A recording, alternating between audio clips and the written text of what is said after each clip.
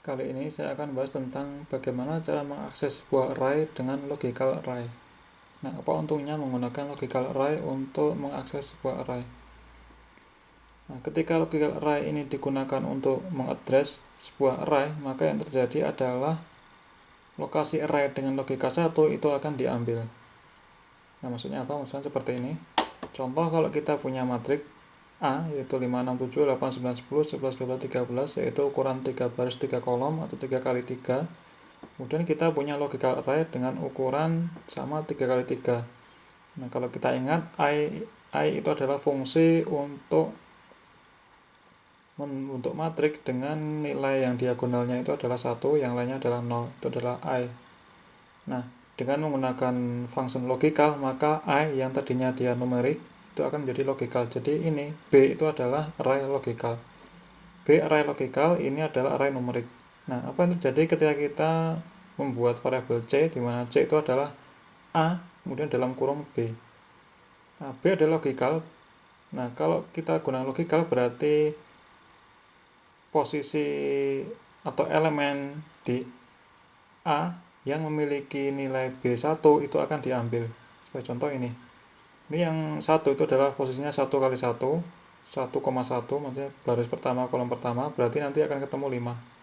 Kemudian yang ini, satu yang ini itu adalah posisinya 2,2, yaitu baris kedua, kolom kedua, berarti yang diambil juga baris kedua, kolom kedua, yaitu 9. Kemudian yang ini 1, itu 3 kali 3,3, baris ketiga, kolom ketiga, berarti nanti yang diambil atau yang diekstrak itu adalah baris ketiga, kolom ketiga, yaitu 13. Maka outputnya adalah 5, 9, 13. Nah, jadi yang bernilai 1 itu akan diambil sesuai dengan urutannya ya, urutan elemennya. Nah, itulah fungsi logical array untuk mengakses sebuah array yang lain. Nah, kita buktikan dengan contoh. Ini sudah kita bahas di video sebelumnya sedikit. Kita punya array 5, 6, 7, matrik ya, 5, 6, 7, kemudian 8, 9, 10, kemudian 11, 12, 13. Nah, kemudian kita punya I ukuran 4, ukuran 3, artinya 3 kali 3. Ini misalkan apa ya, B, misalkan B kecil. Nah, ini masih B kecil ini merupakan masih berupa numerik atau double. Nah, ini kita ingin jadikan logical, kemudian kita simpan di variabel B besar. Jadi kita rubah B itu logical dari B kecil.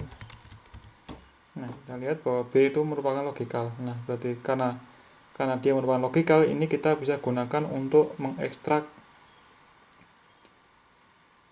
dari array atau matrik yang lain dengan ukuran yang sama dengan B.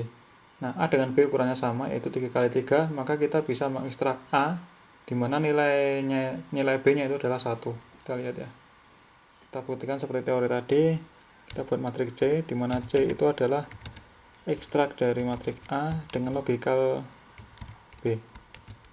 Nah, yang muncul adalah 5, 9, dan 13. Karena apa? Karena yang A ini posisinya yang 1 dia akan diambil. 1 adalah posisinya 5, satu yang ini posisinya 9, satu yang ini itu adalah posisinya yang 13. Nah, itu adalah contoh aplikasi dari teori tadi yang ini.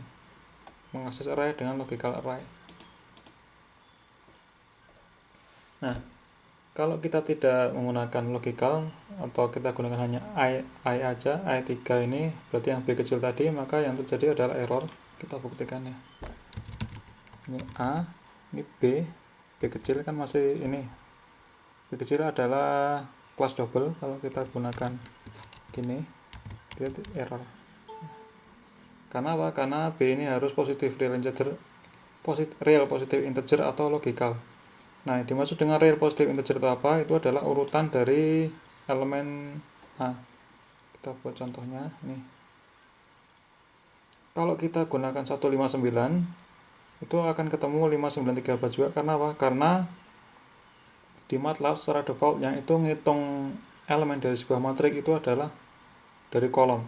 Kalau kolom sudah habis baru dia kolom 1 habis, dia akan lanjut ke kolom 2. Ini kolom 3 berarti 5 itu elemen 1, 8 itu elemen 2, 11 itu elemen 3, 6 itu elemen 4, 9 itu 5, 6, 7, 8, 9. Nah, kalau kita ketik 1, 5, 9 berarti kita menunjukkan lokasi elemen pertama yaitu 5, kemudian elemen kelima adalah 1, 2, 3, 4, 9, dan elemen ke-9 itu adalah 13. Nah, itu kalau contoh yang menggunakan real positive integer, yaitu posisi posisi dari elemen. Logikal kita sudah coba dengan tadi ya, dengan menggunakan B besar, kita ubah B dengan logikal. Kalau kita gunakan real positive integer untuk indeks atau untuk address matrix, kita bisa lakukan seperti ini. D misalkan A, tadi elemen 5, elemen berapa tadi? 1, 5, 9. Yang pertama 5 dan 9. 5 dan 9, maka akan muncul sama kayak D C.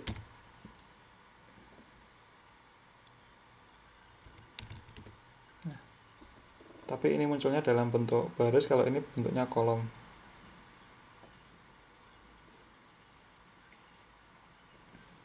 Oke, itu bedanya menggunakan logikal dan real positive integer.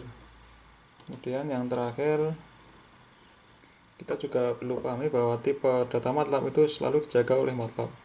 Sebagai contoh, kalau kita punya data logikal ini I 4, kita coba aja di sini, kita clear semua dulu. Kita punya A itu merupakan I dari 4 kali 4 seperti ini. Kemudian kalau kita mau rubah baris ketiga kolom keempat dengan angka 1, itu akan tetap logikal itu. Sorry, tadi belum dirubah logikal ya. Ini kita rubah logikal dulu. Nah, A itu menjadi logikal. Kalau kita rubah baris ketiga kolom keempat, itu dengan 1. Baris 3 itu ini, kolom keempat berarti ini 1, 2, 3. Nah, ini kita rubah dengan angka 1, maka variabel A itu tetap logikal. Kita coba, tetapi yang sini itu akan menjadi 1, tetapi A nya tetap logikal. Nah, ini akan menjadi 1, yang sebelumnya 0 itu menjadi 1 karena ini kita ganti dengan 1. Jadi meskipun ini kita tidak definisikan bahwa itu logikal, kalau kita ganti 1 seperti ini, itu akan dianggap masih tetap logikal. Kita coba lagi yang lain. Misalkan ketik A baris 3 kolom ke-5, kita ganti dengan 5, apa yang terjadi? Baris 3 kolom ke-5 itu 2, 3, 4. Oh tidak, ini bukan 5 ya. Baris 3 misalkan ini, baris 3 kolom kedua lah, biar nanti enggak bertambah jumlah kolomnya.